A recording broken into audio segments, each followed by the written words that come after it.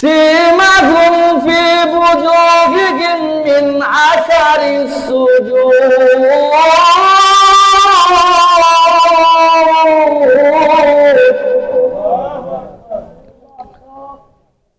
কিয়ামতের কঠিন ময়দানে নবীজি বললেন, ও আমার উম্মতেরা, তোমরা শোনো, কিয়ামতের কঠিন ময়দানে মানুষ যেদিন উপস্থিত হবে,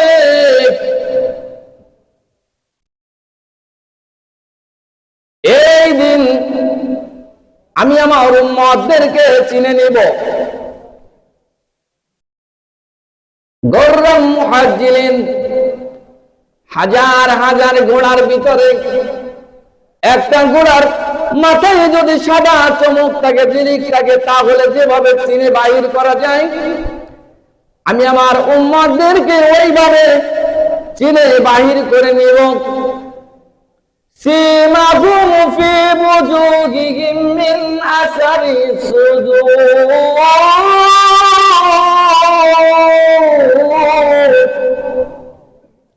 আল্লাহ রাব্বুল আলামিন বললেন, আমার বান্দা বান্দিরা যারা আমাকে না দেখে সিজদা করেছে, এই সিজদার যে 7টা অঙ্গ প্রত্যঙ্গ রয়েছে, কিয়ামতের কঠিন ময়দানে যখন এই বান্দা বান্দিগুলো যখন উঠবে, তখন এদের এই সিজদার স্থানগুলো লাইটের মতো ঝলমল ঝলমল করে জ্বলতে থাকবে। তাহলে আল্লাহর ইবাদত করতে হলে, আল্লাহর বান্দা বান্দি হতে হলে, সর্বপ্রথম আপনাকে কি করতে হবে? মুসলমান যদি নিজেকে দাবি করতে হয়, হুজুর নামাজ পড়ি না, তাতে কি হয়েছে? ঈমান ঠিক আছে।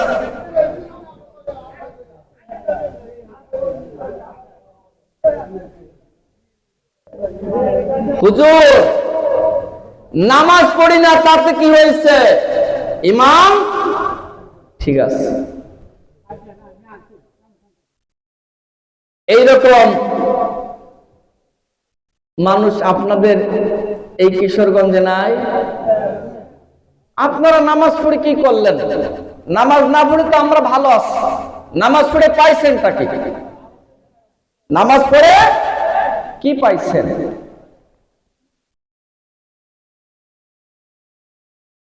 বাইনাল আবদি ও বাইনাল কুফরি তারকুস সালাত, মুসলমান আর কাফেরের ভিতরে ব্যবধান হলো নামাজ। যে নামাজ পড়ে আর যে পড়ে না, ব্যবধান হলো মুসলমান আর কাফেরের ভিতরে এতটুকু। নামাজ পড়লে মুসলিম আর নামাজ না পড়লে কাফের। মান তারাকা সালাতান মুতাআম্মিদান ফাকাদ কাফারা, বুখারী মুসলিমের হাদিস। আল্লাহর নবী বললেন, যে ব্যক্তি ইচ্ছা করে এক ওয়াক্ত নামাজ ছেড়ে দিল, ইচ্ছা করে এক ওয়াক্ত নামাজ পড়লো না, ওই ব্যক্তি যদি ওই অবস্থায় যদি মৃত্যুবরণ করে, তাহলে বেঈমান কাফের হয়ে ওই অবস্থায় মৃত্যুবরণ করবে। কোন কাফের বেঈমানের জানাজা পড়া বৈধ না। আমার কথা কি বুঝতে পারছেন? আল্লাহ বললেন, ওয়াবুদুল্লাহ, সর্বপ্রথম আমার ইবাদত করুন। আল্লাহর ইবাদত করতে হলে নামাজ পড়াই লাগবে, নামাজ পড়া লাগবে।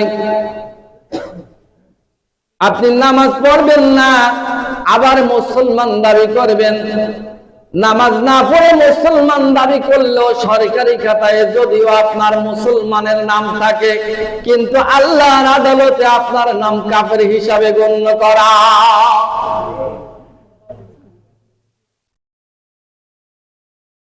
মুসলমান দাবি করতে হলে আমানতু বিল্লাহি ওয়া মালাইকাতিহি ওয়া কুতুবিহি ওয়া রাসূলিহি ওয়াল ইয়াউমিল আখির, আল্লাহর পরে দীর্ঘ বিশ্বাস থাকতে হবে, ঈমান আনতে হবে, কিতাবের পরে ঈমান থাকতে হবে, পরিপূর্ণ বিশ্বাস আমল থাকা লাগবে, আখিরাতের উপরে থাকতে হবে, ফেরেশতাদের উপরে থাকতে হবে, রাসূলের উপরে থাকতে হবে। শুধু বিশ্বাস আছে কিন্তু ভক্তি নাই। আল্লাহ রাব্বুল আলামিন বললেন, ওয়া'মুর আহলাকা বিস-সালাতি, আল্লাহ আদেশ করলেন তোমরা আদেশ করো, ওয়া'মুর আহলাকা বিস-সালাতি, তুমি তোমার আহলে পরিবার বর্গকে, তোমার ছেলে মেয়ে স্ত্রী ভাই বোন মা বাবা যারা আছে সবাইকে নামাজের তাকিদ দাও। শুধু তাকিদ দিবে আর তুমি বিড়ি খাইয়া দুমো ছেড়ে দেখবে আসমানে উঠলো কিনা। ছেলে মেয়েদেরকে তাকিদ দিবে অথচ তুমি পড়বে না। না, আল্লাহ রাব্বুল আলামিন বললেন ওয়াসবির আলাইহা, তুমি শুধু তাকিদ দিয়ে শেষ করবে না, তুমি নিজেও তার উপরে অটল থাকবে। লা নাসালুকা রিজকা, আমি তো তোমাদের কাছে খাওন পরম চাই না, কোন রিজিক চাই না।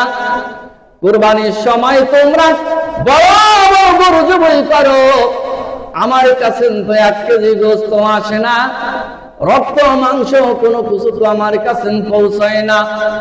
সামনে ঈদের সময় আসতেছে, নতুন নতুন পোশাক তোমরা কেন? কই, আমি তো তোমাদের কাছে পোশাক চাই না। লা নাসালুকা রিজকা, আমি তো তোমাদের কাছে রিজিক চাই না, খাওন পরম চাই না। নাহনু নারযুকুকুম, আমি তো তোমাদেরকে খাওয়াই পরাই বাঁচাই রাখি। ওয়াল আকিবাতু লিত্তাকওয়া, আমার কাছে পৌঁছাই শুধু তোমাদের বিশ্বাস, ভক্তি, ভালোবাসা, তোমাদের ঈমানের পাওয়াটাই একমাত্র আমার কাছে পৌঁছায়। ও দুনিয়ার মানুষেরা, তোমার সমস্ত গুণ আছে, সব গুণ আছে, কিন্তু নামাজ নাই। আল্লাহর কাছে তোমার কোনো মূল্য নাই। উদাহরণস্বরূপ বলি, মনে করেন আপনার ছেলেকে বিয়ে করাবেন, অতঃপর আপনি নিজে বিয়ে করতে চলছেন। আপনি সংবাদ শুনলেন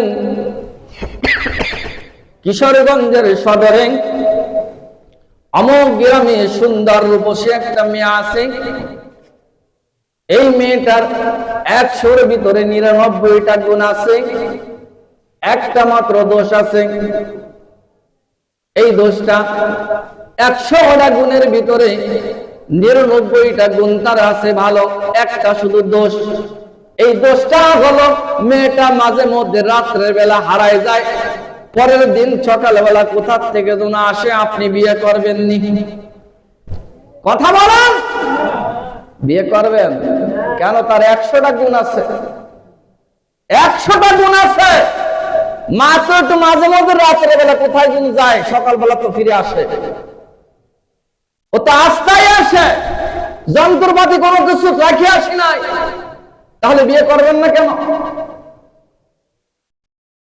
দুনিয়ার মুসলমানেরা, তুমি মুসলমান দাবি করছো, তোমার যাকাত আছে, হজ আছে, তাসবিহ তাহলিল আছে, দান সদকা সবকিছু তোমার আছে, তোমার নামাজ নাই। আল্লাহর কাছে তোমার কোনো মূল্য নাই। আল্লাহর কাছে ওই ব্যক্তি দামি যে যতবার আল্লাহকে বেশি সিজদা করেছে, ওই ব্যক্তি তত আল্লাহর কাছে দামি। আর যে যত বই কথা উল্টাইছে, ওই ব্যক্তি তত জ্ঞানী। এই কারণে তুমি যদি ইন্টারভিউ দিতে যাও, 10টা প্রশ্ন সাথে সাথে উত্তর নিচেই দেওয়া হয়েছে। এই 10টা প্রশ্নের উত্তর আপনারা শিখে আসবেন। 10টা প্রশ্ন 9টা প্রশ্ন আপনি মুখস্থ করে গেলেন, একটা প্রশ্ন আপনি মুখস্থ করলেন না। গোল টেবিলে যখন ডাকা হলো, সর্বপ্রথম 10টার 9টাই আপনি জানেন, কিন্তু একটা জানেন না। সর্বপ্রথম যেটা জানেন না ওইটাই আপনাকে ধরা হয়েছে। বলেন তো আপনি ফার্স্ট ডিভিশনে পাস না ফেল? পাস না ফেল? আও আলমায়ুহান সাবুবিল ইয়াউমাল কিয়ামাতিস সালাহ, কিয়ামতের দিন সর্বপ্রথম নামাজের হিসাব হবে। এই নামাজের হিসাবে যদি তুমি পার হতে পারো, অন্য ছোটখাটো গুনাহগুলো আল্লাহ রাব্বুল আলামিন ক্ষমা করে দিবে। তাহলে ইবাদত করতে বলে আপনার নামাজ রাখতে হবে কিনা? ওয়াইবুদুল্লাহ, আল্লাহর ইবাদত করো। ইবাদত কিভাবে করবে? আল্লাহর হুকুম মেনে চলা, আল্লাহর কথা মতো জীবন পরিচালনা করা, আল্লাহর কথা অনুযায়ী জীবন পরিচালনা করা, এটার নাম হলো ইবাদত। আমরা সুবহানাল্লাহর তাসবিহ গনি। কিসের তাসবিহ গনি? সুবহানাল্লাহ। এটার নাম কি জিকির? কথা বলেন। আলহামদুলিল্লাহ, আল্লাহু আকবার, লা ইলাহা ইল্লাল্লাহ। বলেন তো এই চারটার কোনটাকে জিকির বলা হয়েছে? একটাও কি জিকির? সুবহানাল্লাহ মানে তাসবিহ, আল্লাহু আকবার তাকবীর, আলহামদুলিল্লাহ তাহমিদ, লা ইলাহা ইল্লাল্লাহ তাকলিদ। একটার নামও জিকির না, কিন্তু আল্লাহর হুকুম মেনে চলা সর্বক্ষেত্রে, আল্লাহ যেভাবে কোরআন নাজিল করেছেন ওইভাবে জীবন পরিচালনা করার নাম হলো আল্লাহর জিকির করা। কথা বুঝতে পারছেন? ক্বালা রাব্বিক লিমা হাশারতানি আ'মা ওয়াকাদ কুনতু বাসীরা। কিয়ামতের দিন এক শ্রেণীর লোককে আল্লাহ রাব্বুল আলামিন অন্ধ করে তুলবেন। লোকেরা ডাক দিয়ে বলবেন, প্রভু হে, দুনিয়াতে তো আমাদের চোখ ছিল, আমরা দেখতে পাইতাম, আজ এই মহা বিপদের দিনে আপনি কেন আমাদেরকে অন্ধ করে তুলেছেন? কেন গো প্রভু এই হালাত আমাদের করলেন? আল্লাহ রাব্বুল আলামিন উত্তর দিয়ে বলবেন, ওয়ালা কাযালিকা আতাতকা আয়াতুনা ফানাসিতা ওয়া কাযালিকা ইয়াউমা তুনসা। আমি তোমাদের কাছে আমার আয়াত পাঠাইছিলাম, আমার হুকুম পাঠাইছিলাম, তোমরা এই আয়াতগুলো মেনে চলো নাই, আমার কথা অনুযায়ী জীবন পরিচালনা করো নাই, আমাকে তোমরা খেতে দাও নাই। আল্লাহ আপনি আবার খান কি করে?